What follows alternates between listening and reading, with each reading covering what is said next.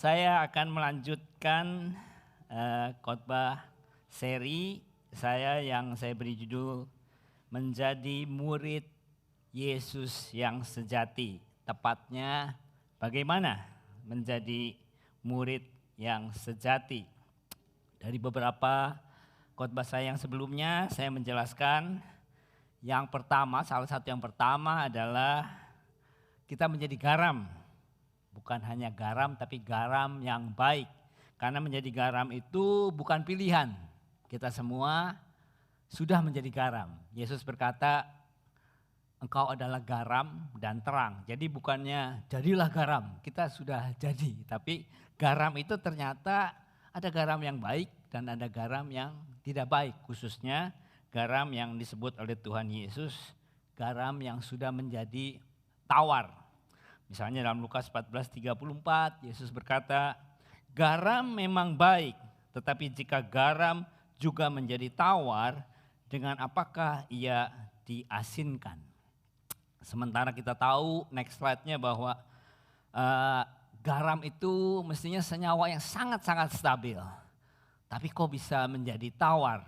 Dari khotbah saya beberapa yang lalu kita melihat salah satu hal yang umum khususnya pada waktu zaman Yesus, garam itu menjadi tawar dan semua yang pendengarnya juga tahu salah satu sebabnya karena garam menjadi tawar karena kontaminasi. Demikian juga kita yang terpanggil sebagai garam. Kita ini suka atau enggak suka, sadar atau enggak sadar, dibombardir terus supaya kita ini terkontaminasi. Cuman kadang-kadang enggak sadar, tapi kita bisa tahu dari simptom-simptomnya. Dari simptom-simptomnya, kalau enggak memang sulit, kadang-kadang enggak sadar gitu saudara. Ada satu kisah yang saya baca dalam satu buku Yahudi, bercerita tentang seorang keluarga yang baru pindah ke Amerika dari Israel. Namanya bapaknya seorang Abraham Cohen. Abraham Cohen ini punya anak tunggal, anak putra tunggal. Dia ingin supaya putranya ini mendapat edukasi, the best education possible gitu. Karena dia juga orang yang punya uang. Nah, karena dia tahu bahwa dia datang dari background Yahudi, aksen Inggrisnya juga masih aksen Yahudi. Jadi dia mau supaya anaknya ini dilatih Inggris sedemikian rupa supaya Inggrisnya tuh bener-bener murni Amerika punya, made in USA, jangan ada aksen Yahudinya.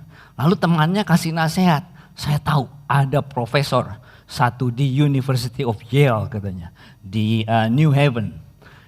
Dia bersedia untuk menerima putramu di training sedemikian rupa sampai aksennya benar-benar murni Inggris Amerika. Wah, dia setuju. Jadi dia pergi ke New Haven, dia temui profesornya. Dan profesornya setuju. Anakmu akan tinggal dengan aku selama 1 tahun. Ini suaranya jelas ya, cukup terdengar, baik. Lalu dia bilang, tapi ada satu syarat.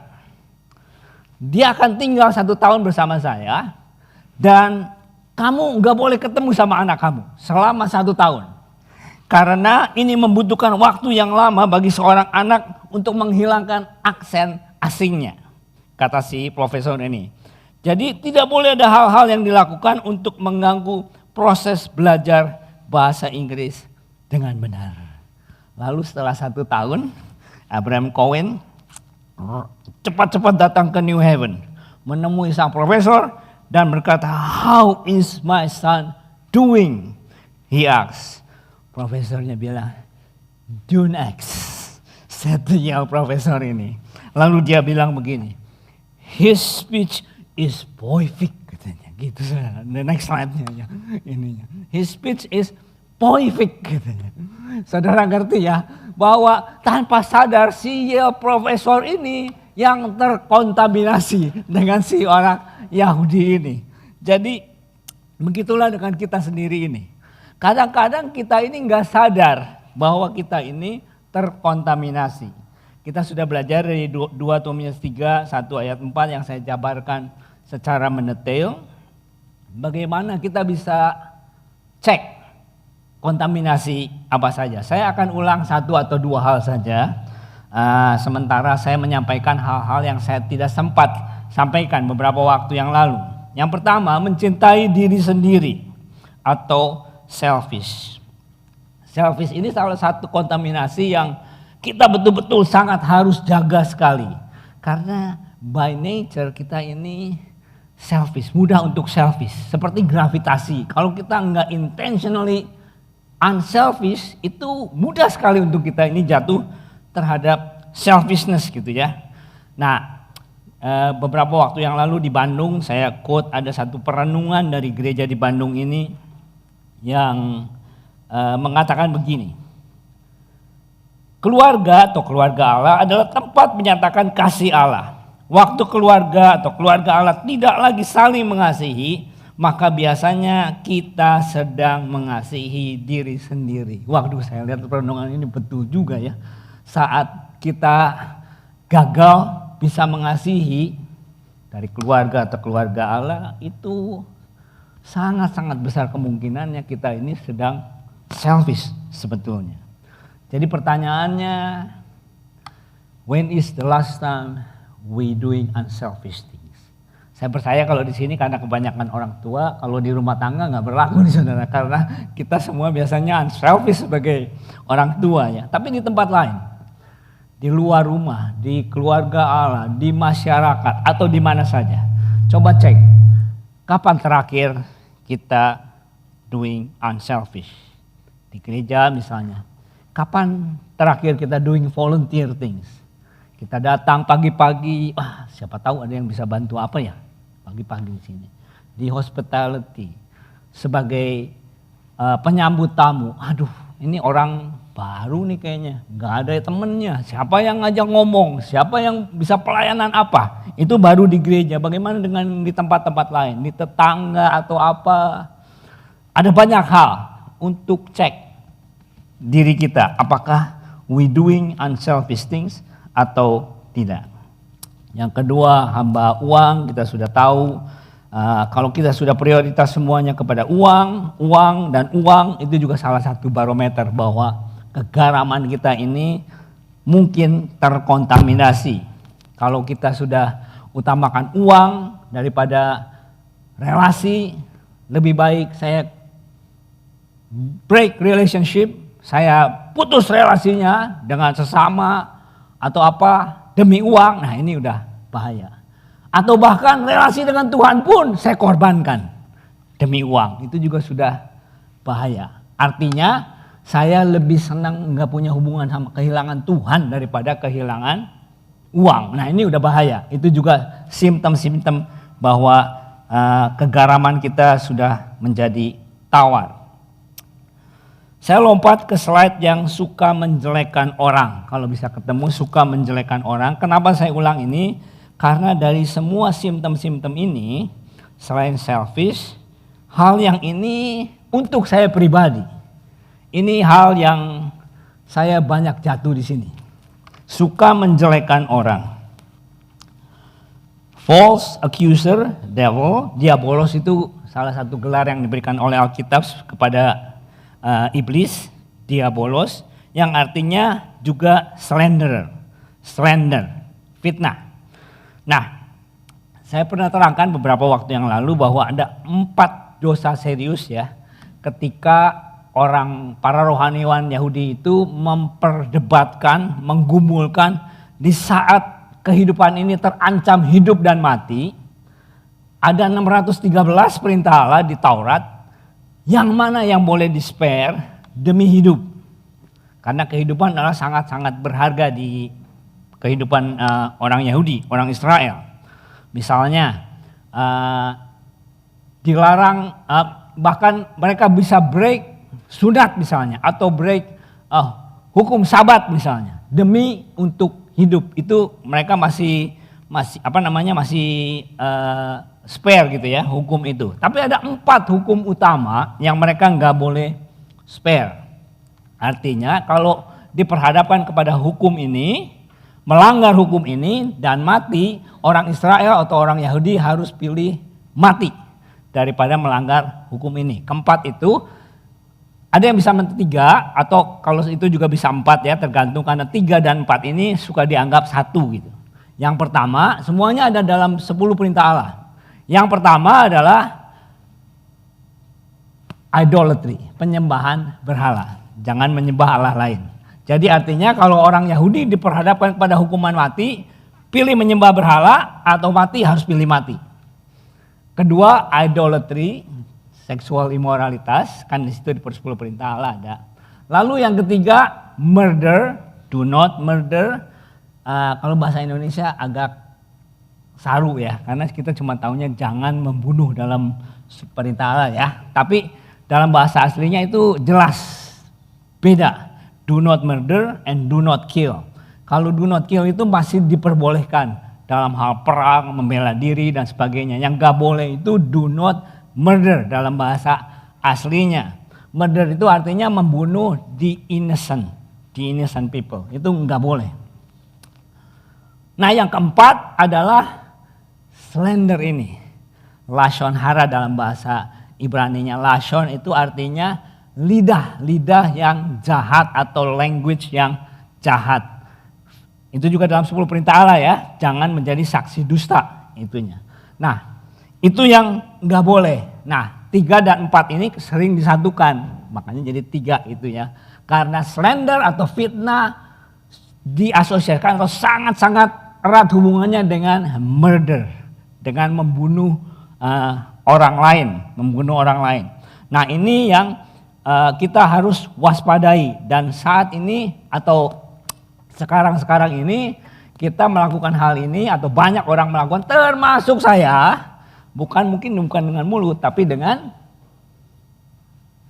jari, dengan handphone ini ya, dengan forward ini dan itu, tuduhan sini itu, wah presiden atau paling seneng ngomongin hamba Tuhan atau apa, waduh seneng banget gitu ini. Kalau hamba Tuhan itu ada salah, senang sekali di ini. Nah, ada satu guide yang saya berikan beberapa waktu itu yang lalu. Think. Saya bahas satu aja. Is it true? Saya suka membuat hal menjadi ekstrim supaya jelas gitu. Kalau udah ekstrim lebih jelas ininya apa, lebih tajam gitu saudara, kita membedakan. Is it true? Saya beri contoh. Misalnya begini. Misalnya ada orang yang selalu ngomongin Pak Yanto misalnya. Wah Pak Yanto nih orangnya begini negatif. Is it true? Betul atau enggak? Iya betul. Taunya dari mana? Ada di YouTube misalnya begitu ya. Atau ada di mana? Saudara yang pernah sekolah di universitas. Kalau ini ya, saudara tahu kalau yang namanya YouTube, kalau bikin paper atau bikin apalagi tesis, sumbernya YouTube gitu. Udah langsung dicoret tuh, nggak qualified tuh.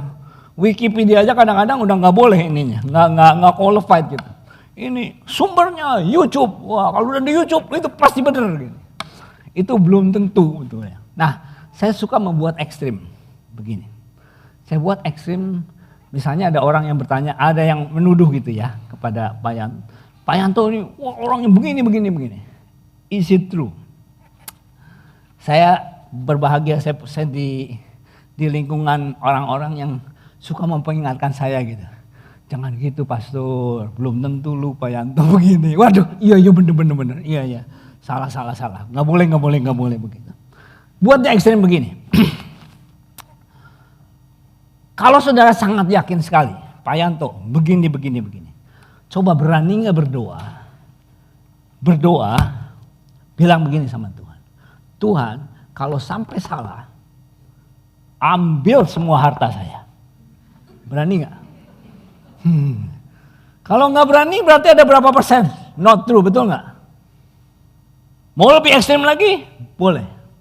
Doa sama Tuhan.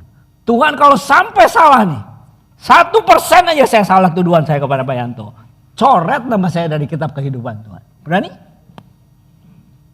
Kalau nggak berani berarti not absolute true dong. Berarti kita harus lebih berhati-hati. Dan sangat baik sekali kalau kita ada di komunitas yang saling membangun. Nggak boleh, salah lo begitu. Iya betul. Waduh, kita mesti bertobat, nggak bertobat. Yang terakhir, love of pleasure, lebih menuruti hawa nafsu, pencinta kesenangan. Nah, minggu lalu, bukan minggu lalu, berapa minggu yang lalu 2 minggu yang lalu ya, kita buat ilustrasi, ada aktornya yang main di sini saudara ya.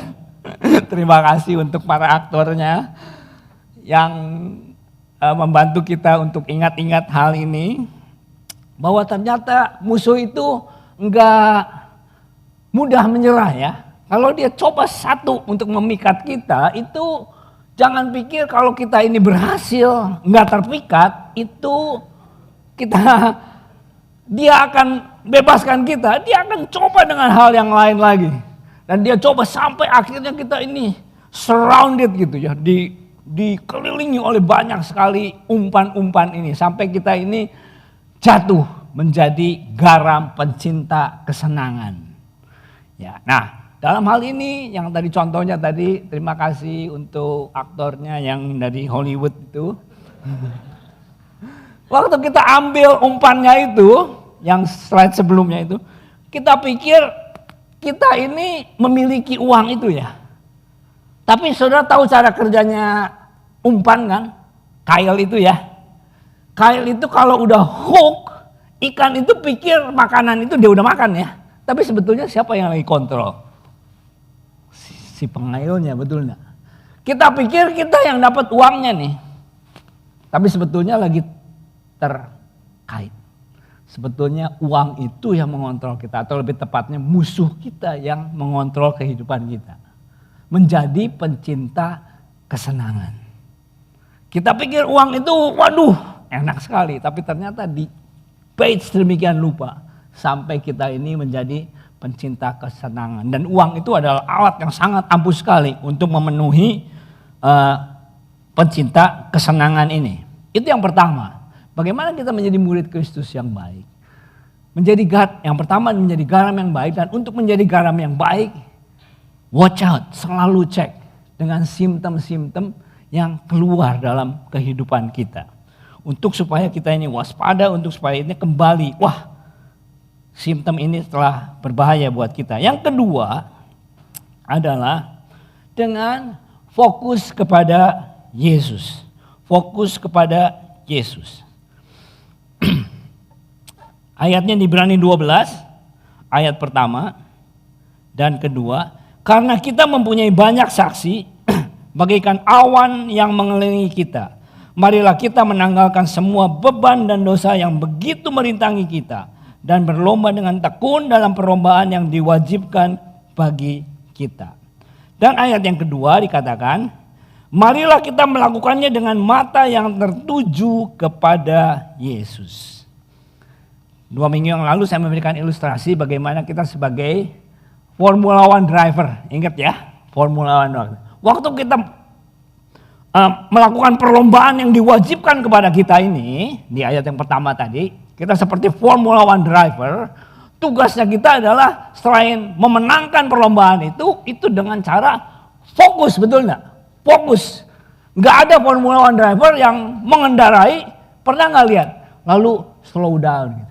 Lalu lihat dulu, wih ada sale nih, wih ada makanan enak nih, ada itu, mana ada, enggak ada. Semua Formula One driver fokus untuk memenangkan perlombaan itu kan. Nah itu sangat membantu kita karena dalam Amplified Version dikatakan begini. Dengan kita fokus our eyes on Jesus, dikatakan looking away from all that will distract us. Dengan fokus kepada Yesus itu sangat-sangat menolong kita untuk kita ini enggak mudah untuk distract, enggak mudah untuk digoda. Nah, apa artinya fokus kepada Yesus? Saya berikan beberapa hal. Misalnya, dengan komitmen kepada the Great Commandment and the Great Commission. Jadi mudahnya begini sederhananya. Setiap kita bangun pagi, kita berdoa. Tuhan, biar hari ini hidupku mengasihi Tuhan dengan segenap hati, dengan segenap jiwa, dan dengan segenap kekuatan. The Great Commission, Supaya hari ini Tuhan, aku menjadi teladan bagi orang-orang di sekitarku. Supaya pasanganku, anak-anakku atau orang-orang di sekitarku, kalau itu di rumah atau di gereja atau di mana, supaya aku bisa menjadi teladan yang baik. Itu sangat-sangat menolong sekali. Kalau saudara berdoa seperti itu aja udah sangat menolong banget. Dari pagi sampai sore sampai malam di tempat kerja. Kalau saudara mau marah, ingat. Ini Great Commission, ini Great Commission. Kalau saudara mau lari ke sana, mau pergi atau enggak memberi atau melayani, saudara akan bertanya begini, saya akan pergi ke sini, apakah karena saya mengasihi Tuhan dengan segenap hati, jiwa, dengan kekuatan, atau enggak nih? Atau saya melayani atau enggak? Apakah karena saya mengasihi Tuhan dengan segenap hati, jiwa, kekuatan, atau enggak? Bukan berarti kalau melayani itu belum tentu itu pilihan yang terbaik loh. Misalnya apa? Misalnya, saudara ingat kejadian orang Samaria yang baik hati? Itu orang Lewi dan imam itu mau melayani loh. Tapi mereka lebih baik melayani daripada menolong sesamanya yang membutuhkan. Jadi belum tentu. Saudara harus pilih baik-baik yang mana yang lebih karena mengasihi Tuhan segenap hati, jiwa, kekuatan atau bukan. Dan yang lain-lainnya ya. Jadi saudara bisa ini aja saudara sudah sangat membantu sekali bagaimana berfokus kepada Tuhan. Yang lain misalnya dalam purpose hidup kita ini untuk lebih praktikal ya dalam Great Commandment and Great Commission. Saudara boleh bertanya, to love God, misalnya worship, slide selanjutnya. Saudara bisa bertanya, apakah saat ini saya lebih mengasihi Tuhan kalau saya beribadah atau bersekutu atau saya melakukan hal-hal tertentu seperti mengikuti Tuhan atau teladan Yesus. Kalau saya melayani, kalau saya share perbuatan baik dan sebagainya, apakah saya ini memuliakan Tuhan atau tidak? Itu saja sudah sangat membantu kita untuk kita ini berfokus kepada Yesus sekaligus distract dari hal-hal yang bisa mengganggu kita, yang bisa membuat kegaraman kita ini menjadi tawar. Nah yang kedua, dari ayat yang sama, ayat pasal 12 tadi, Ibrani 12 ayat yang kedua, berkata begini, dengan focusing our eyes on Jesus, perhatikan yang warna kuning itu ya, who is the author and perfecter of our faith, the first incentive to our belief, and the one who brings our faith to maturity. Nah, kata mature di sini atau perfect di sini itu dalam bahasa Yunaninya namanya telios. Telios itu bisa diterjemahkan sebagai sempurna, bisa diterjemahkan sebagai dewasa atau disempurnakan atau didewasakan. Itu katanya telios. Itu sebabnya saudara jangan heran atau protes melihat atau mendengar ayat, maka jadilah engkau sempurna. Hendaklah engkau sempurna karena Bapamu di surga adalah sempurna. Lalu saudara berkata, enggak mungkin. Bukan itu. Karena terjemahannya kurang tepat saudara. Kalau telios itu bisa diterjemahkan sebagai didewasakan atau disempurnakan, then make sense. Jadilah engkau semakin didewasakan atau semakin disempurnakan. Seperti Bapamu di surga adalah sempurna. Jadi itu katanya telios ini. Nah ayat ini berkata, dengan kita fokus kepada Yesus, itu bisa membawa iman kita ini semakin didewasakan, semakin disempurnakan. Slide yang selanjutnya ada gambar begini. Ini adalah stage sederhana, diagram sederhana tentang discipleship, tentang pengikutan kita kepada Kristus. Bagaimana fokus kepada Yesus ini membawa kita bisa lebih naik level. Yang paling bawah itu level unbelievers.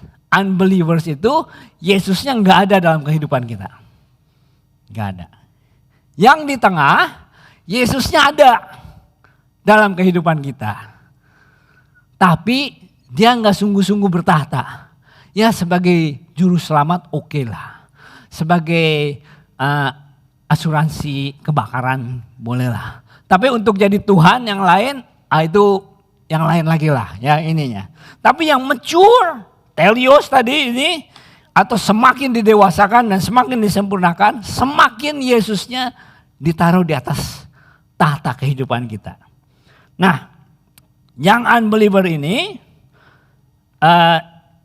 contohnya next slide-nya, ini banyak ciri-ciri khasnya ya, seperti misalnya sangat selfish sekali. Nah, namun Kristal yang karnal pun manifestasinya kadang-kadang nggak jauh beda sama orang yang nggak percaya ini nih. Next slide-nya, yang itu slide yang kedua ya, betul? Agak jauh kelihatannya. Ya, yang ini. Yesusnya meskipun Yesusnya ada di dalam, tapi manifestasinya ini ya mirip-mirip juga. Misalnya sangat legalistik attitude-nya. Critical spirit-nya tinggi banget. Irian, tidak taat. Lalu ada kehausan untuk hal-hal yang rohani. Misalnya kehidupan doanya, haus akan firman, hampir nggak ada. Jadi mirip-mirip juga ya dengan yang ini. Tapi yang sudah mature, ini karakter ilahinya lebih kelihatan, lebih dewasa. Kasih, joy, peace, patience-nya, kindness and goodness-nya lebih tinggi. Lalu Yesusnya sebagai center, sebagai pusat. Jesusnya ini menjadi pusat, yang lain itu revolve around us. Nah ini saya suka dengan gambar ini ya. Semuanya ini ada di sekitar kehidupan seorang yang sudah dewasa ini. Saya suka mendengar bahwa suka ada khotbah atau apa yang mengajarkan prioritas itu harus begini. Tuhan, lalu keluarga, lalu apa lagi ya? Ya tergantung dari mana saudara dengarnya gitu ya. Ada pekerjaan, lalu pelayanan dan sebagainya gitu. Saya lebih setuju pattern yang ini. Yesusnya di tengah, semuanya itu revolve around. Jadi nggak ada prioritas-prioritasan tuh. Semuanya diatur oleh Tuhan. Kadang-kadang pelayanan kamu yang menjadi terutama. Kadang-kadang pekerjaan kamu. Kadang-kadang keluargamu. Kadang-kadang ini enggak jadi masalah. Saya beri contoh, misalnya begini.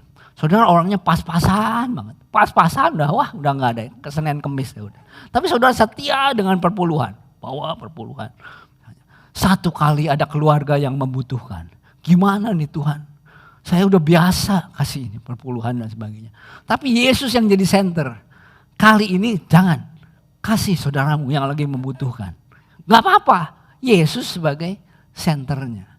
Atau orang Samaria yang baik hati itu ya. Pelayanan penting banget. Tapi waktu Yesus yang jadi senternya, di tengah jalan ketemu orang yang sedang membutuhkan. Kalau ada yang bisa gantiin, teleponin gantiin. Tolong dong gantiin. Ini ada tetangga yang lagi membutuhkan, desperate. Ya udah, tinggalkan yang itu. Yang ini Yesus yang menjadi senternya. Ini gambar yang saya suka untuk menjelaskan the Christ Center ini. Nah, hal yang kedua di dalam hal menjelaskan tentang focusing kepada Yesus yang membawa iman kita semakin meningkat, di ayat yang tadi kita lihat, di ayat yang kedua, bahwa fokus kepada Yesus adalah yang membawa iman kita menjadi lebih tinggi dan lebih tinggi. Saya ilustrasikan sebagai begini. Semua kita, pada waktu kita pertama mengenal Yesus pasti pernah mengalami atau ya experience lah ya, bahwa iman kita itu masih iman yang kecil. Tapi Yesus itu sangat baik mengabulkan doa-doa kita dari iman yang kecil. Berapa banyak saudara yang testify tentang hal itu? Pernah gak saudara berdoa hal-hal yang kecil? Aduh Tuhan tolong dong, kasih dong parkir saya. Dapat parkir. Aduh Tuhan tolong dong ini. Aduh mendung banget nih udah mau hujan. Aduh kelupaan nih jemuran nih Tuhan, jemuran. Pulang gak hujan ternyata. Ada yang pernah begitu? Sering ya, sampai hari ini loh. Saya pun masih sering mengalami hal-hal seperti begitu. Saya sampai jam berapa ya? Sebentar saya lihat cek slide saya masih banyak nggak saudara? Oke. Ya. Ada satu kisah, seorang artis di bintang film di Singapura saudara. Namanya Jesslyn. Everybody knows Jesslyn di Singapura ini. Dia awalnya bukan orang percaya. Dia seorang bintang film yang sangat terkenal. Tapi dia orangnya very cranky. Dan banyak stresnya gitu saudara ya. Satu kali hartanya habis ludes di share. Di market share yang collapse gitu. Sangat-sangat stres sekali. Dia gak bisa tidur, depresi. Tapi Tuhan itu baik. Diberi beban dalam hatinya supaya dia ini mencari Tuhan gitu. Yang dia tahu cari Tuhan itu di gereja. Jadi dia digerakkan untuk pergi ke satu gereja di situ. Di situ dia buka Alkitab, dia baca. Ada ayat yang hidup yang menegur kepada dia gitu ya. Supaya dia membuka hatinya untuk terima Tuhan. Dan di situ dia terima Tuhan. Mulailah dia menjadi Kristen baby dengan iman yang kecil ini. Karena dia situasinya waktu itu bangkrut, saudara bisa tebak kira-kira challenge dari Tuhan dalam hal apa? Ya dalam hal keuangan untuk melatih imannya yang kecil ini. Dia mulailah gereja itu memang praktis perpuluhan, jadi dia bawalah perpuluhannya ke sana. Di tengah-tengah bangkrutnya dia nih, dia lakukan itu. Dan soon, beberapa waktu kemudian tiba-tiba mulai banyak panggilan untuk dia. Sampai akhirnya kalau saudara Google, dia membuka bisnis yang sangat-sangat sukses sekali tentang health, kesehatan mental dan sebagainya ya. She's not perfect, jauh dari perfect. Bahkan di later on dia juga cerai ya dan ininya. Tapi this is a sample of simple faith gitu. Simple faith.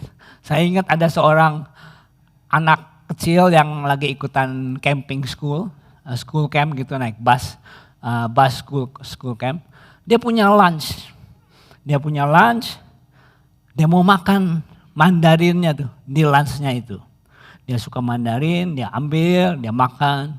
Setelah dia makan, dia lupa nih, bukannya lupa, dia bingung. Ini kulit jeruknya mau dibuang kemana? Asbaknya udah penuh di tempat bus itu. Mau dimasukkan lagi ke tempat lasnya dia gak suka. Mau dikantongin juga dia gak suka, kotor begitu. Jadi apa yang dia lakukan? Ya berdoa. So simple kan berdoa. Begitu dia start berdoa, langsung ada yang nepuk bahunya dari belakang. Hey katanya, what you gonna do with that skin katanya. Kamu mau apain itu kulit jeruk katanya ini. Lalu dia tengok, dia balik. Why you ask? Terus anaknya tadi bilang, saya suka sekali kulit jeruk. Boleh gak saya makan katanya. So simple. Ada seorang ibu yang terburu-buru, dia mau jemput, dia ada 2 anak. Jadi dia jemput dulu anaknya yang pertama, udah telat. Dan harus cepet-cepet jemput adiknya yang lebih kecil itu lebih jauh lagi. Karena terburu-buru, terkunci mobilnya. Waktu itu masih belum pakai remote gitu, masih ini. Akhirnya bagaimana? Anaknya yang besar yang udah dijemput ini, mami, cepet beli itu kaitan baju yang dari metal tuh apa tuh? Dari bahan apa tuh? Kawat ya, kawat. Katanya orang bisa buka kunci mobil dengan kawat itu katanya. Udah cepat-cepat lari ke seberang, beli itu kawat, gantungan kawat itu. Dia korek-korek, nggak bisa. Akhirnya bagaimana? Aduh Tuhan, dia berseru kepada Tuhan, simple prayer ininya. Tiba-tiba nggak jauh dari situ ada laki-laki berewokan, tato, waduh menyeramkan sekali. Ini saking desperate-nya, dia bilang, "Sir, can you help me?" katanya. "Saya harus jemput anak saya ininya. Ini kami punya kawat ini, tapi nggak bisa buka," katanya. "Wah, let me do it," katanya. Bener aja, gampang banget sama dia. Buka, langsung kebuka. Waduh, saking senangnya si ibu sampai peluk itu si brewokan yang tatoan begitu gitu. "Oh, thank you, you are a good man," katanya. "Ma'am, I'm not a good man," katanya. "Aku baru keluar dari penjara." Gitu saudara. Si ibu balik lagi ke mobilnya dengan cepat-cepatnya karena udah terlambat. "Thank God," katanya. "God, you send a professional," katanya. Dengan simple prayer, Tuhan kirimnya nggak tanggung-tanggung, yang profesional sekalian buat menolong dia bisa lolos dari masalahnya ini. That's a simple faith. Iman yang kecil. Everybody start from that faith. Sampai hari ini saudara juga masih banyak mengalami hal ini. Ajar anak-anak juga mengalami simple faith. Tapi we have to grow dengan fokus kepada Yesus tadi. Kita grow menjadi yang namanya iman yang besar. Iman yang besar. Matius 8 ayat 8. Tetapi jawab perwira itu kepadanya, "Tuhan, aku tidak layak menerima Tuhan di dalam rumahku. Katakan saja sepatah kata, maka hambaku itu akan sembuh." Setelah Yesus mendengar hal itu, heranlah ia dan berkata kepada mereka yang mengikutinya, "Aku berkata kepadamu, sesungguhnya iman sebesar ini tidak pernah aku jumpai pada seorang pun di antara orang Israel." Iman yang kecil, fokus kepada Tuhan, iman yang besar. Apa iman yang besar? Iman yang besar adalah iman, orang suka berkata, iman yang sanggup memindahkan gunung. Atau iman yang with trust so much on the Lord, so much trust to the Lord, yang sanggup memindahkan gunung untuk kita. Artinya itu yang lebih tepat, karena bukan iman kitanya yang jadi fokusnya. Karena kalau imannya kita, nanti bisa bahaya. Lama-lama nggak perlu Tuhan, iman aja gitu. Nanti bisa sengketa iman nih saudara, saingan iman. Yang kasihan nanti anak SD. Misalnya begini, yang tinggalnya di Hill siapa ya? Roni tinggal nih. Waduh, tempat saya gersang nih. Supaya agak adem gitu, saya punya iman yang besar. Saya pindahkan gunung Katumba ke depan rumah. Wah, imannya besar sekali, jebret gunung Katumba. Pindah ke depannya, wah sejuk benar. Yang tinggal di Hornsby nggak senang, kurang ajar si Roni. Emang cuma dia doang yang punya iman besar. Kita juga, ayo Lex kita berdoa. Jebret, doa, pindah gunung Katumba ke Blue Mountain itu, pindah ke Hornsby. Jebret. Yang kasihan yang punya anak-anak kecil ini kan, punya anak kecil. Waktu ujian, di mana Blue Mountain? Terakhir sih waktu itu di Box Hill, tapi minggu lalu katanya udah pindah ke Hornsby. Jadi di mana nih katanya? Repot ininya. Jadi iman yang besar itu trustnya to the Lord yang sanggup memindahkan gunung untuk kita.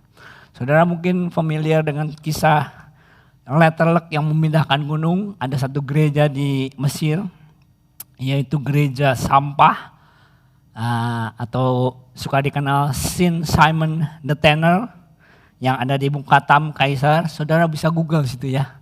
Kisahnya sangat-sangat menarik sekali. Situ ada hamba Tuhan yang di gereja itu, yang ada di situ terancam. Singkatnya, ini cerita singkat saja ya.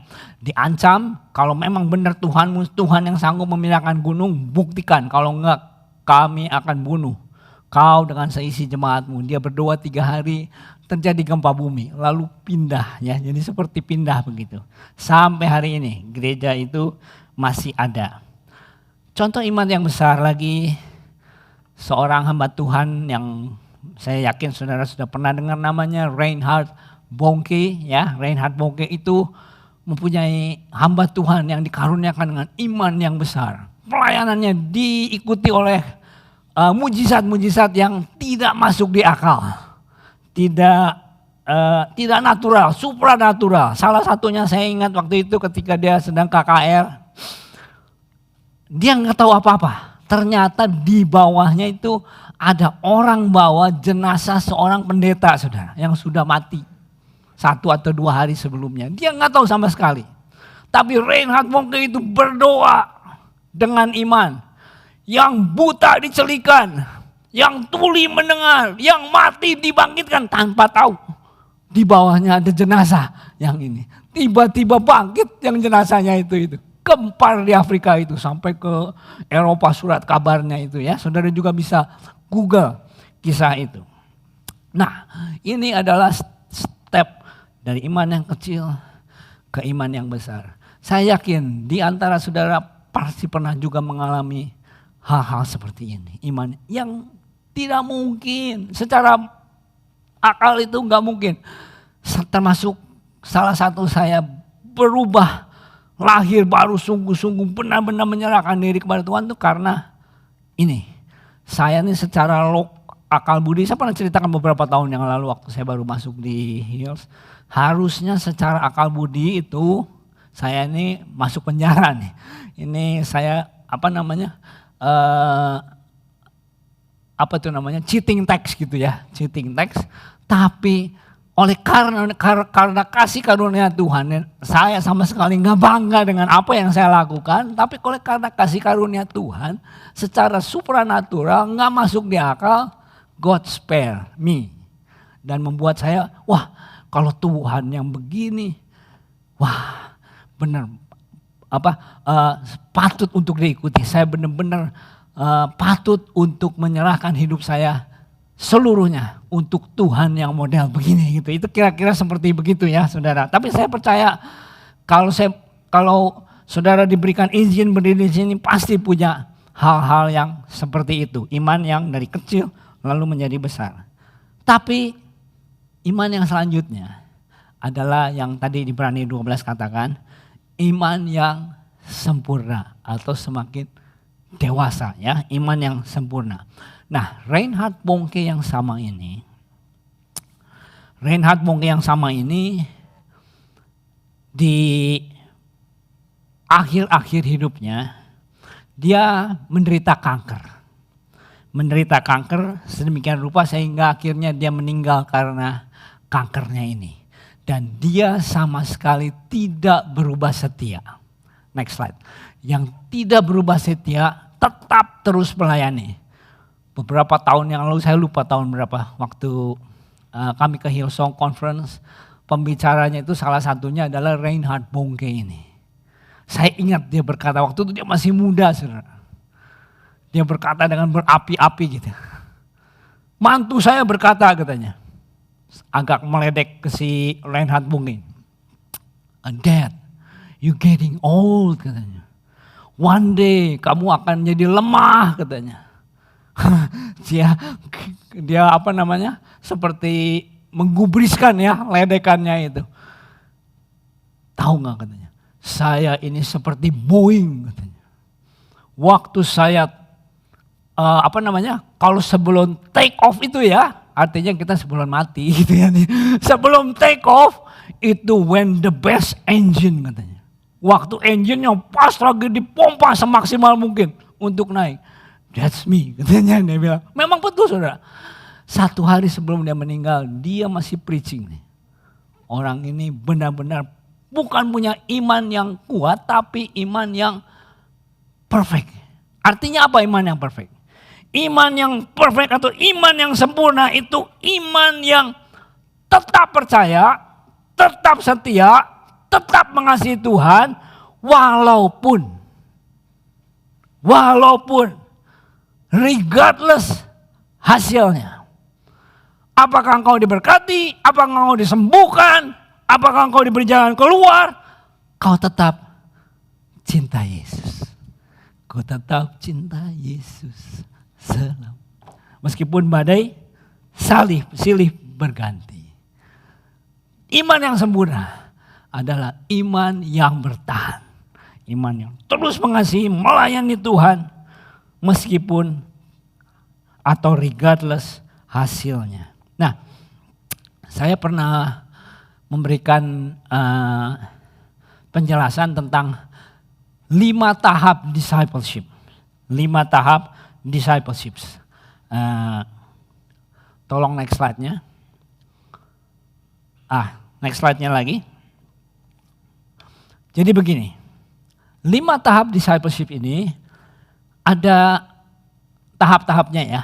Yang pertama ini memang hampir nggak ada bedanya antara non-believer sama carnal believers yang baru belum masih ini ya Yesus itu masih belum menjadi Tuhan gitu. Level yang pertama adalah my will, not God's will. Saya nggak pedulilah God's will dalam hidup saya. Yang penting my will. Itu level yang paling bawah ini. Lalu level yang kedua, I do God's will if God do my will. I'll scratch your back, you scratch my back. Gitu ya, kira-kira seperti begitu. Level yang ketiga, I do God's will in order to. Jadi saya melakukan kehendak Tuhan, saya melayani, saya memberi, saya beramal segala macam in order to, supaya Tuhan. Titik-titik. Artinya supaya ya Tuhan melakukan semua permintaan saya, kehendak saya begitu. Lalu yang keempat, ini udah lumayan. I trust the Lord. Saya percaya, saya tetap setia, saya tiap melayani. Karena saya tahu Tuhan akan memilih yang terbaik untuk saya. Tapi ini not the perfect one. Yang perfect itu adalah I trust the Lord. Aku tetap setia, aku tetap mengasihi Tuhan. Regardless, no matter the outcome. Saya tidak pedulikan apa outcome-nya. That's the perfect faith. That's iman yang sempurna. That's how we go there, dengan fokus kepada Tuhan. Itulah yang diteladani oleh Yesus. Karena di dalam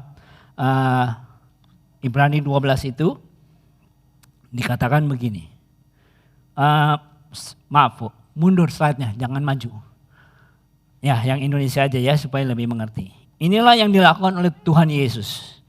Marilah kita melakukannya dengan mata yang tertuju kepada Yesus yang memimpin kita dalam iman dan yang membawa iman kita itu kepada kesempurnaan. Yang dengan mengabaikan kehinaan, tekun memikul salib, ganti sukacita yang disediakan bagi Dia yang sekarang duduk di sebelah kanan tahta Allah. Ingatlah selalu akan Dia yang tekun menanggung bantahan yang sehebat itu terhadap dirinya dari pihak orang-orang berdosa, supaya jangan kamu menjadi lemah dan putus asa. Bagaimana kita menjadi murid Yesus yang sejati? Number one, periksa kegaraman kita. Jangan menjadi tawar. Waspada terhadap kontaminasi, waspada terhadap simptom-simptomnya. Yang kedua, fokus kepada Yesus yang akan membangun iman kita. Kecil menjadi besar, akhirnya menjadi perfect faith. Perfect faith. Semakin didewasakan, semakin disempurnakan. Tuhan